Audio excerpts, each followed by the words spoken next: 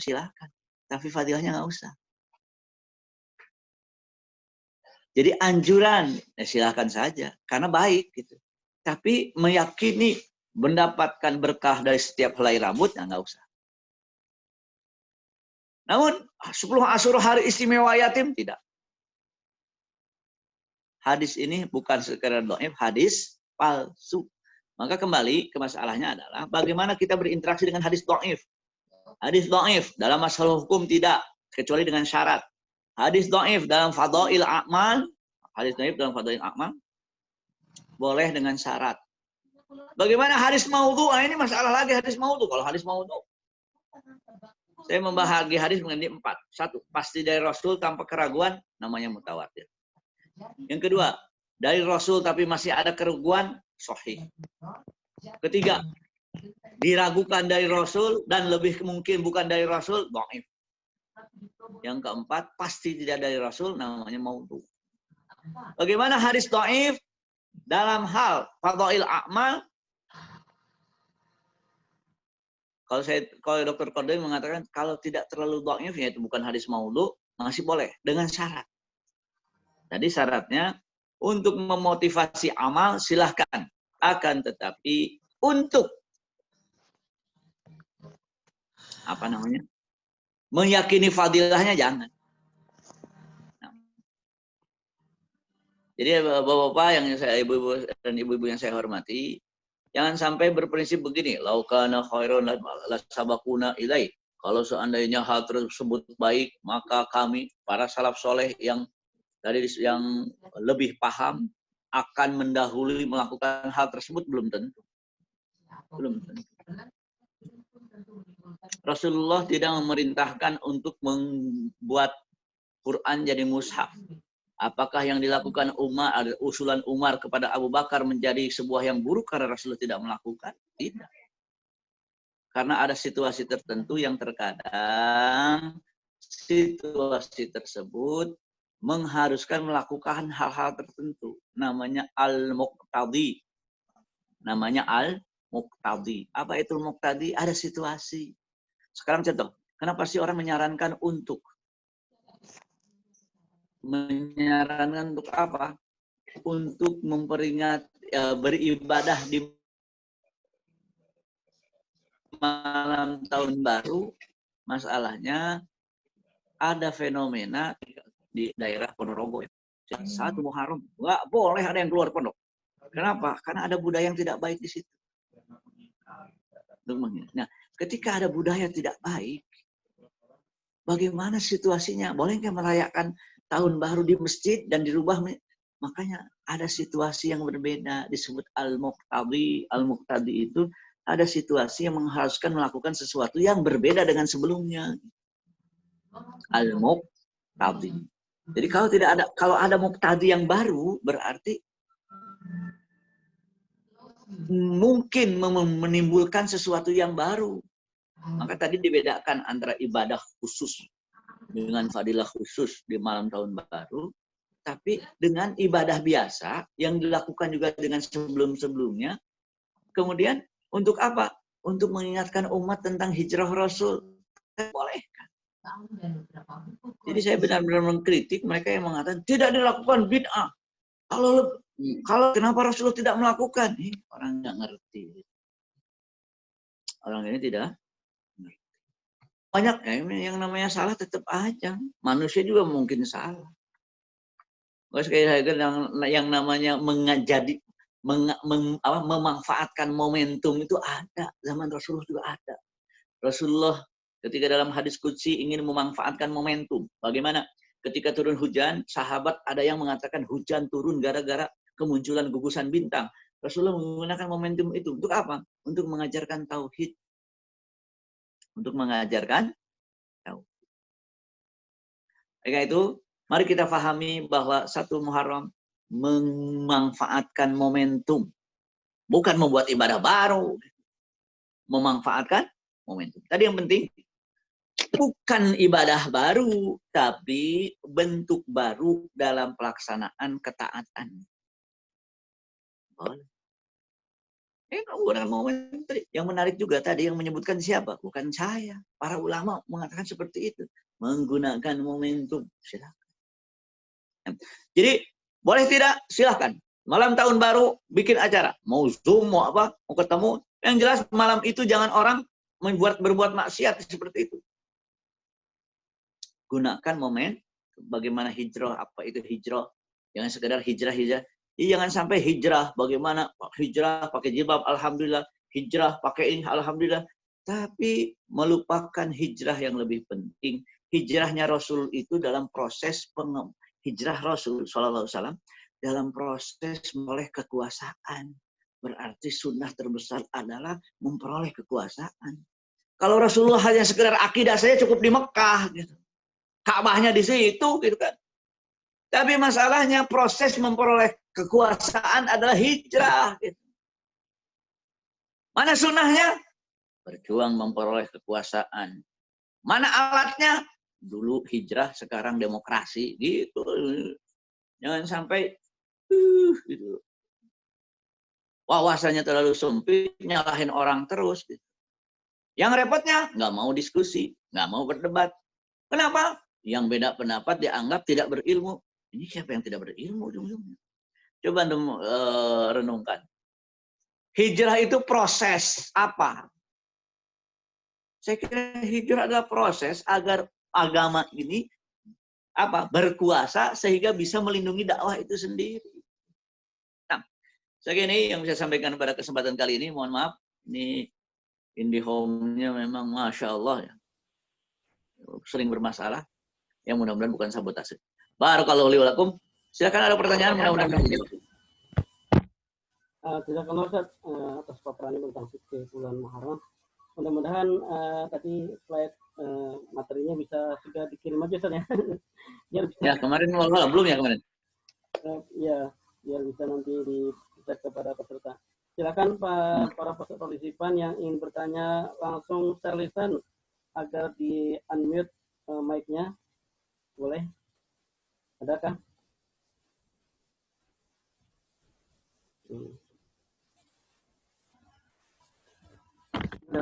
Secara tertulis ya. Bulan Muharram dikaitkan dengan bulan umat anak yatim. Bagaimana tanggapan Ustaz? Karena banyak yang mengutamakan sedekah kepada yatim di 10 Muharram. Dari Bu Rida. Ya, silakan. Begini.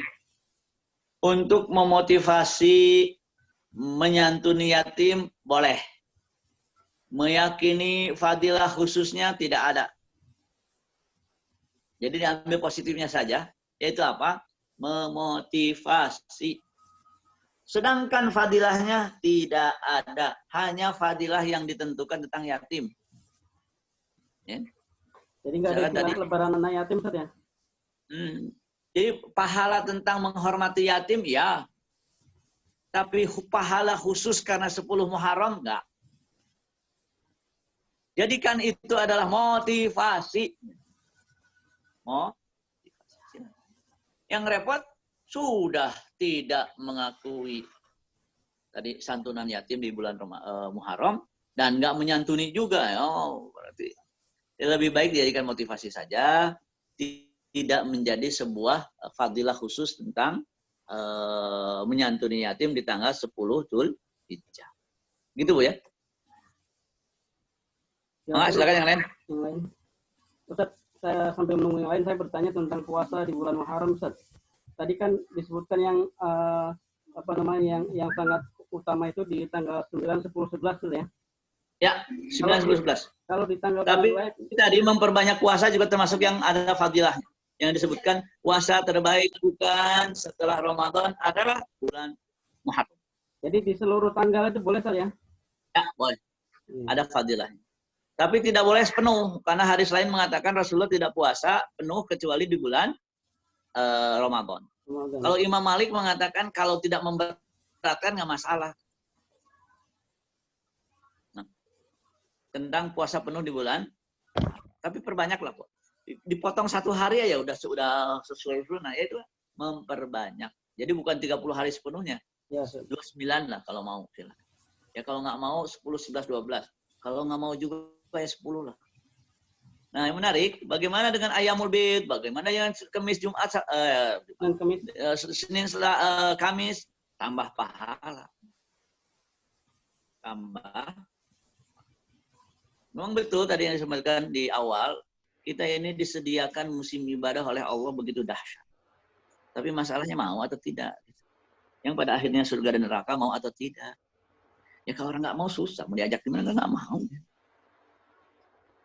Nah, atau yang lain mungkin langsung atau ada melalui chat silakan. Ustaz, mohon bertanya Ustaz. Ya. Halo. Enggak. Ya, saya Yunan Ustaz. Jadi ini aja Ustaz, apa namanya, simpelnya ya, mana yang sebenarnya boleh kita lakukan, mana yang tidak boleh kita lakukan dalam bulan Muharram, ya, karena banyak kebiasaan-kebiasaan masyarakat yang bisa jadi menisbahkannya sebagai bagian dari Islam. Nah, karena takutnya dianggap bid'ah atau dianggap mengada-ada Ustaz. Nah, yang paling gampang bagaimana Ustaz? Baik, Ustaz.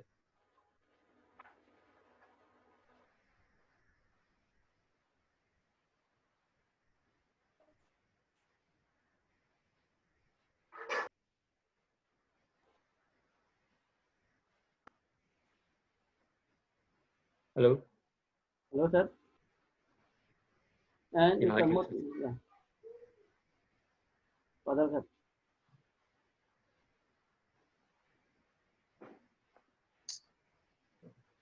Halo Sat, aduh ini sinyalnya parah. Ya, padahal. Sekarang lebih bagus. Halo? Halo, Ya, bagus, Ustaz. Sudah. Sudah, Ustaz. Sudah kedengeran. Halo Sat? ya Ustaz. Saya ulangi pertanyaannya Ustaz, boleh Ustaz? Oh iya. Ya, Ya. Jadi bagaimana menjelaskan ke misalnya ke masyarakat, ke orang-orang amah gitu ya, orang yang ini, bahwa amalan-amalan yang sebenarnya disunahkan, yang dibolehkan dan kemudian punya fadilah khusus di bulan Muharram, atau itu apa aja Ustaz? Nah, yang nggak ada alasannya, nah kalau yang nggak ada fadilah khusus, nah itu bagaimana menjelaskan enaknya Ustaz? Padahal sebenarnya mereka itu sudah terbiasa melakukannya Ustaz. Gitu. Memang gini, permasalahannya adalah dulu sebagian di antara para dai itu tidak peduli dengan hadis dhaif, maudhu dan pokoknya hadis. Yang memang masalahnya adalah merubah cara berpikir berinteraksi dengan hadis. Harus sahih, kalaupun dhaif hanya fadhail a'mal. Sedangkan maudhu jangan. Nah, sekarang memang saya kira tidak bisa keras ya dalam hal ini karena sesuatu yang sudah melekat dalam hati mereka tidak mudah untuk dirubah. Maka harus bijak dalam hal apa? Dalam hal merubah gitu. Jangan sampai merubah dengan ingin merubah tapi menggunakan cara yang menimbulkan kerusakan lebih besar. Makanya pelan-pelan disampaikan bagaimana hadis dhaif, bagaimana ini. Jadi kalau memang tidak ada, jangan sampai tidak ada, Rasulullah tidak melakukan. Ini tuh saklek banget jadinya.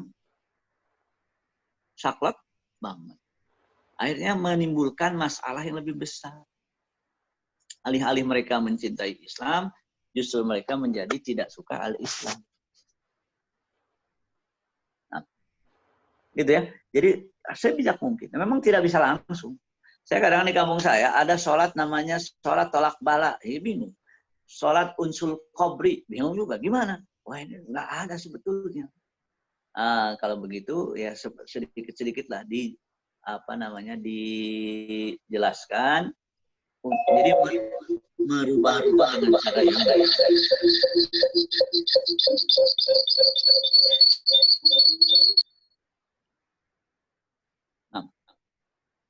Aktif nggak itu? Ya.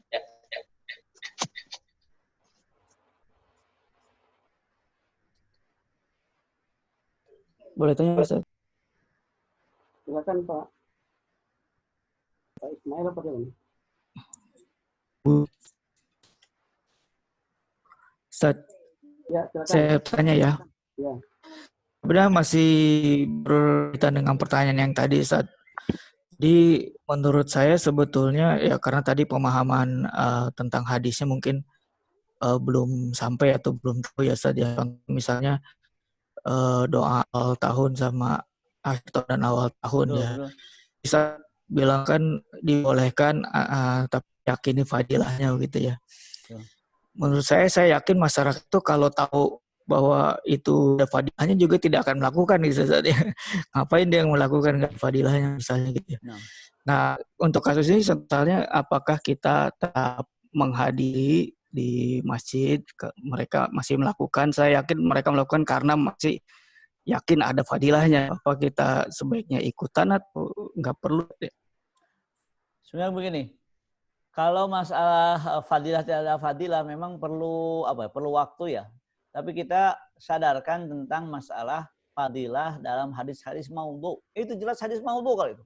Hadis maudhu itu pasti bukan dari Rasul. Terus yang makanya gini, kenapa dalam fikih harus ada hadis sahih? Karena untuk memastikan itu dari Allah. Kalau bukan dari Allah siapa yang ngasih pahala gitu? Kalau dipastikan hadis itu hadis maudhu dan bukan dari Allah, yang mau ngasih pahala siapa? Kan menjadi nggak masuk akal gitu.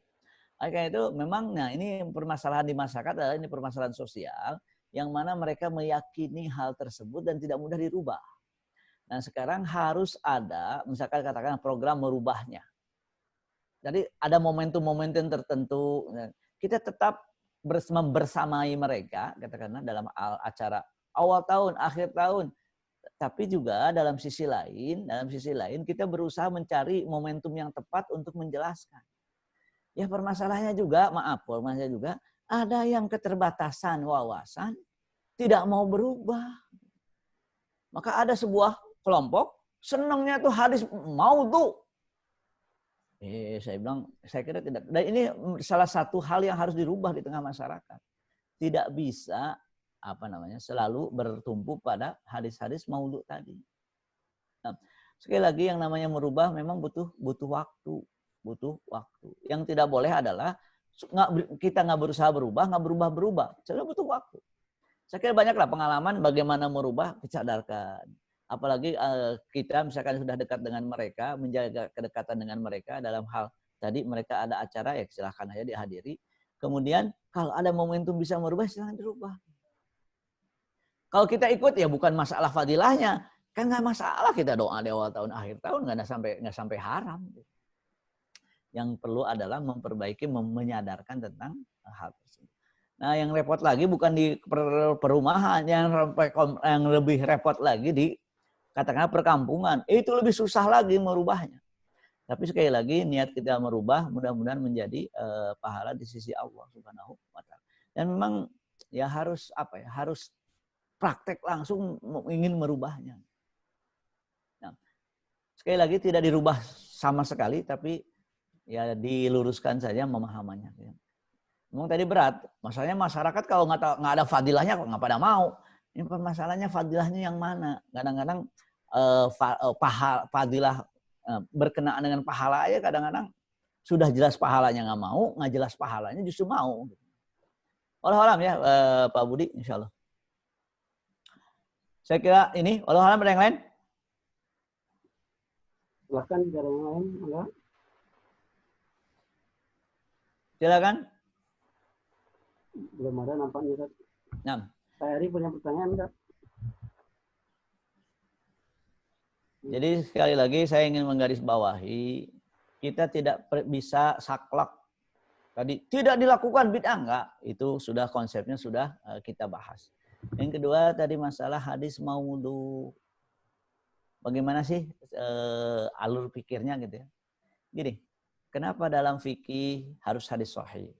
Karena untuk memastikan itu dari Allah. Kenapa? Karena kita belajar syariat. Apa itu syariat? Asyari itu Allah. Hukum syariat artinya hukum Allah. Kalau Allah Subhanahu wa taala tidak mensyariatkannya, terus kita berharap pahala, kita jadi mikir, terus yang mau ngasih pahala siapa? Orang Allah aja nggak mensyariatkannya. Gitu.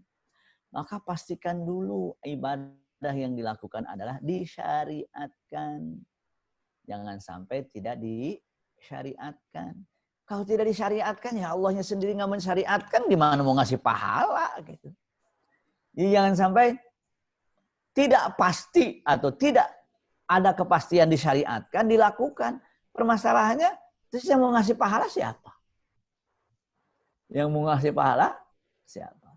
Maka sekali lagi, hadirin rahimakumullah, dalam hal ini marilah kita menyadari pertanyaannya bukan apakah sunnah, disyariatkan atau tidak gitu aja. Yang kedua al-ikhlas. Kalau tidak disyariatkan ya ngapain kita melakukannya? Tadi ada permintaan tentang mengulang hadis mengusap apa namanya? Mengusap kepala yatim ya? Ya, Ustaz. Saya ulang sedikit nih. Mudah-mudahan tidak bermasalah. Terus kameranya agak dikebawain, Ustaz. Oh ya. Saya tadi pakai apa namanya? Pakai HP, sekarang pakai ini. Ini hadisnya saya share. Hadisnya hadis maudhu. Apa itu hadis maudhu? Palsu. Kok disebut hadis? Yang namanya hadis palsu ya palsu. Uang palsu bukan uang, hadis palsu bukan hadis. Gitu. Yang sama kan disebut hadis, ya iya disebut hadis. Uang palsu disebut uang, tapi uang apa bukan? Bukan, ya udah. Hadis palsu adalah bukan hadis. Saya jadikan host dulu sebentar, Ustaz. Bentar. Ya, bentar, tunggu, Ustaz. Ada pertanyaan menarik. Apa hukum sholat sunnah tasbih dan sholat taubah? Sholat sunnah tasbih boleh kapanpun, dimanapun. Termasuk di awal tahun, di akhir tahun. Boleh. Tapi sekali lagi tidak ada fadilah khusus dengan masalah waktunya. Tapi fadilah dari bersolat tasbih dan fadilah dari sholat taubah ada. Sholat taubah itu sholat 2 rakaat, mau sholat qobliyah ba'diyah, dia niatkan bertaubat kepada Allah, sholat taubat. Sholat tasbih silahkan. Tapi apakah khusus malamnya? Silahkan saja, tapi sekali lagi tidak ada fadilah khusus tentang apa? Sholat tasbih di malam awal tahun baru. Oke, ini sudah terlihat ya.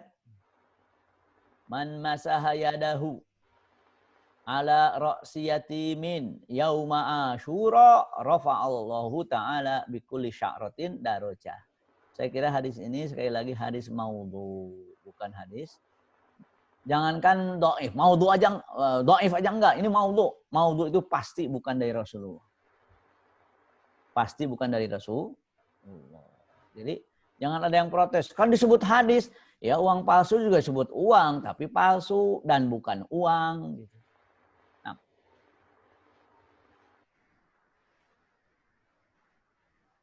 Tidak sholat tasbih sampai meninggal. Sholat tasbih itu sunnah. Kalau tidak dilakukan, tidak mendapatkan dosa. Tidak ada yang menyebutkan sholat tasbih wajib. Nggak ada. Tidak melakukan silahkan tapi rugi nggak dapat pahala gitu aja. Jadi secara ini pernah para ulama apa? Jadi ada salah satu mengatakan sholat tahajud wajib, dibantah. Kenapa? Dalam hadis sholat itu yang wajib cuma 5. Masa jadi 6? Berarti walaupun Rasulullah selalu menyuruh sholat tahajud, tapi tidak sampai wajib, hukumnya sampai sunnah. Nah, palingnya ini kan anjuran. Anjuran itu tidak bersifat wajib. Anjuran sholat tasbih, walaupun 1 kali dalam seumur hidup, anjuran tidak wajib. Tidak ada ulama mengatakan wajib sholat tasbih, nggak ada. Begini yang bisa sampaikan pada kesempatan kali ini. Mudah-mudahan Allah kuatkan iman kita sehingga kita antusias menyambut Ramadan karena Muharram karena kita yakin Muharram ada fadilah-fadilah khusus, terutama siapkan diri kita puasa 9, 10, 11 dan memperbanyak ibadah di bulan mulia ini yaitu bulan Muharram. Barakallahu li wa lakum. Billahi taufiqul hidayah. Assalamualaikum warahmatullahi wabarakatuh. Waalaikumsalam warahmatullahi wabarakatuh. Jazakallah khairan katsiran kepada Jazakallah. Barakallah. Demikianlah materi fikih ibadah bulan Muharram ya. Mudah-mudahan kita Waalaikumsalam. mencernanya dan untuk mengaplikasikannya kira-kira sepekan lagi kita akan masuk bulan Muharram hari Kamis tanggal 20 Agustus contoh jatuh pada 1 Muharram gitu. Baiklah para penonton rahimahullah, kajian pada hari ini kita sudahi ya. Insya Allah kita bertemu lagi pekan depan, Jumat depan dengan tema yang lain Ustaz ya. Jazakumullah atas partisipasinya, atas bergabungnya di ruangan Zoom ataupun di YouTube dan lain-lain. Semoga menjadi amal terbaik di bulan di hari Jumat ya, dan kita mendapatkan keberkahan hari Jumat diantaranya dengan sholabul ilmi ini. Dan insya Allah kita melanjutkan lagi ibadah Jumat kita hingga sore nanti saja. Bagi yang belum baca kafi silahkan membaca kafi sampai sore hari nanti. Baiklah, kita tutup sama-sama dengan baca doa kafiyah. Subhanakallahumma Subhanaka wa bihamdika asyhadu an la ilaha illa anta astaghfiruka wa atubu ilaik. Billahi taufiq wal hidayah, wallahu muwaffiq ila aqwamit thoriq. Wassalamualaikum warahmatullahi wabarakatuh.